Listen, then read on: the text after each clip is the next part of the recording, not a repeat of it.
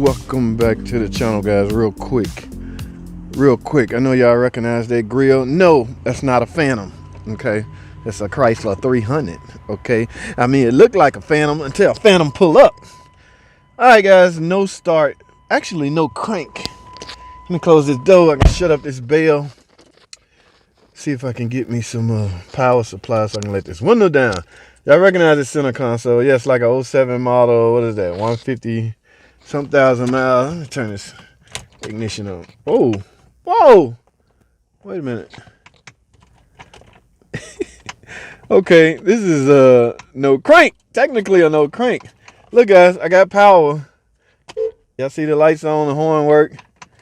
Whoa, this is moving way too. I have no detents, guys. This is a no crank, guys. All right. She had it told in and say it won't start. Miss Lady. Oh, and guys, the security light on. Now, those are two different things, guys. Okay, because you got to have detent. Detents represent a function. Okay, like the first detent represents run maybe, and the second represent crank. Okay, there's things that happen when you're in the crank position. All right. So I have neither detent. Something is going on in the key. So again, let me clarify. This is not a no start. This is a no crank. Once again, guys.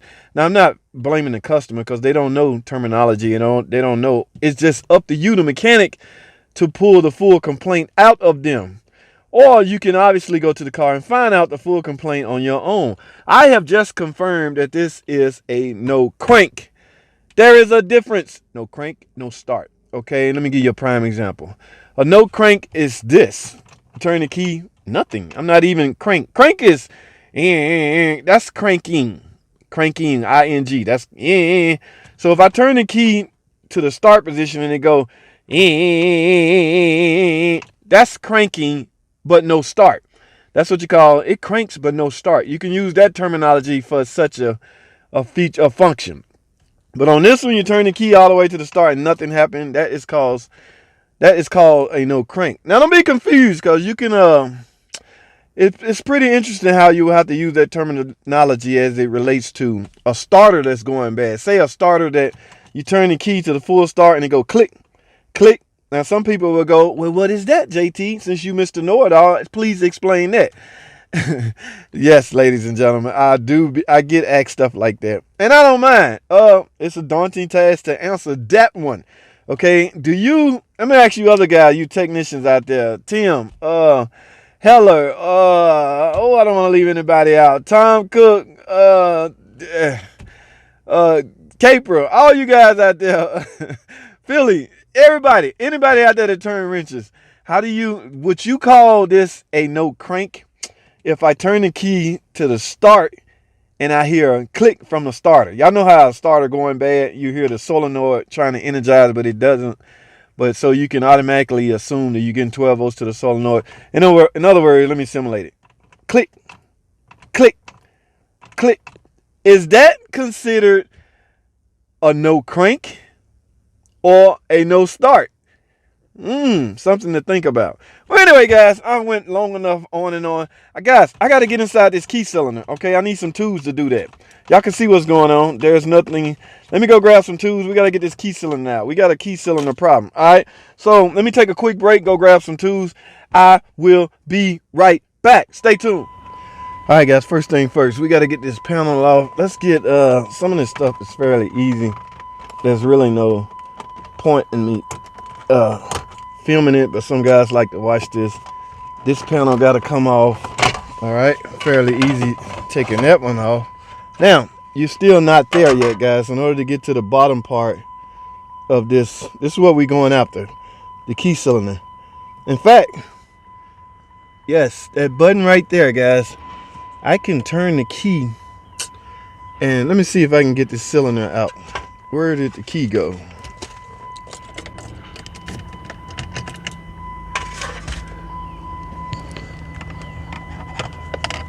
This is the key release tab, but the switch has to be in the on position.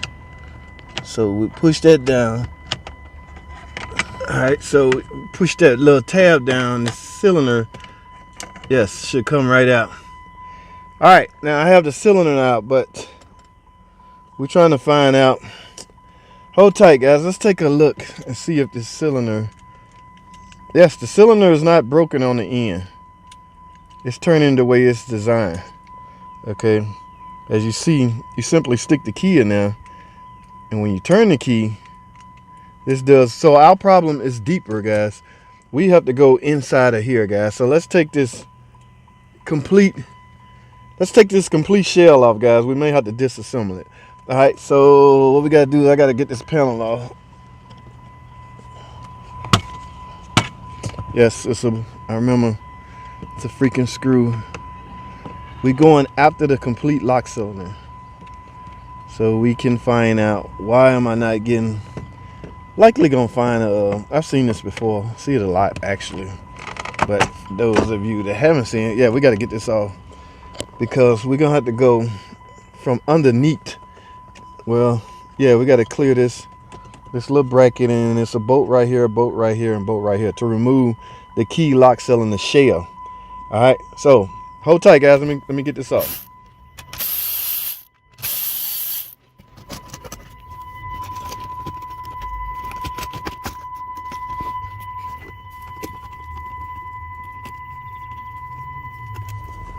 All right, now I got the whole complete shell out. Now you got to remove the shift interlock cable, guys. Because the key cylinder is out, the interlock should come right out.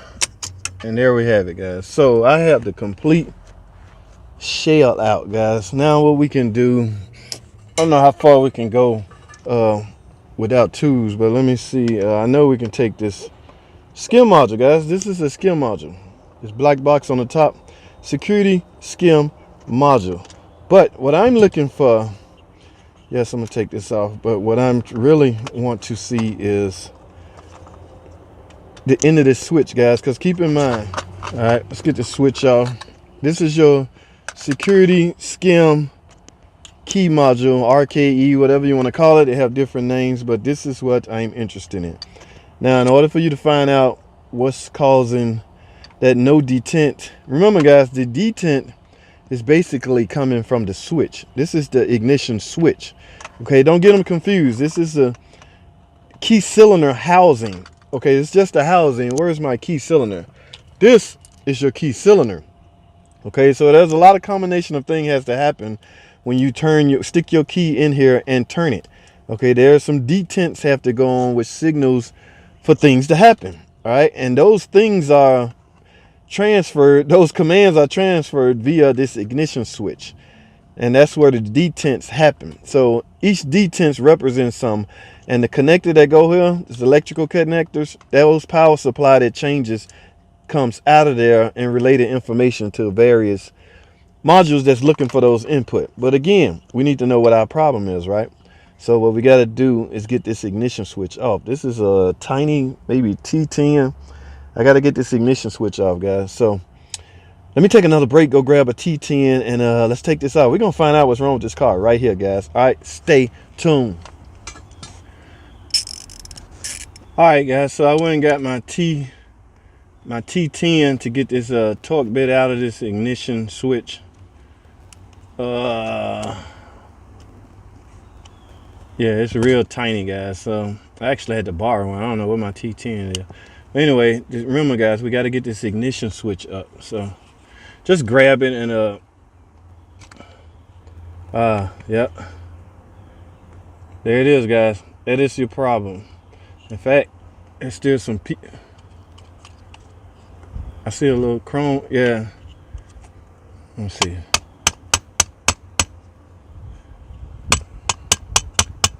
Oh, there's a piece stuck in here.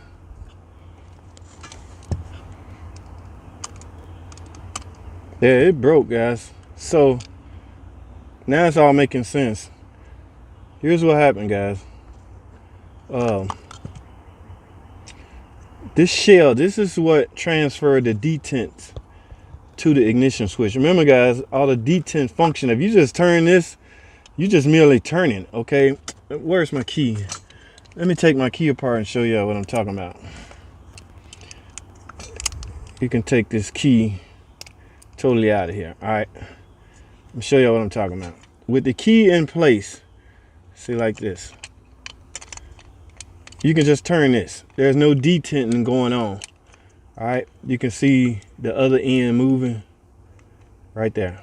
There's no detent. The detents happen with the ignition switch. If the ignition switch never received a command from the detent mechanism to deliver proper voltage to certain areas, your car never going to start, because it doesn't know it's commanded to start. And it doesn't know that because this is broken. All right, these are replaceable, guys. All right, so yeah, here's a piece of it right here. It just broke right here. You're gonna need I think Chrysler sell these, a whole assembly. Guys, you can get these used. In fact, here's a part number right here. So just get the part number, and that's our problem, guys. Now, how you go about fixing it is on you. Like I say, I would, however, go in with a new ignition switch, because you may have damaged that some kind of way. But yes, just go in with a whole new shell. They sell this shell separately. All right, guys, we just diagnosed a no crank. Remember, no crank, not a no start. All right, that's all I have. I hope y'all got some out of this video. Guys, please thumbs up the video. I need those thumbs up, and I definitely need those subscriptions. So subscribe to the channel if you're not already subscribed. Now, if I can get this sold, well, it's pretty self-explanatory. Putting it back together, just reverse the removal procedure and you're good. Everything should work out fine, guys. That's all I have. Thanks for watching.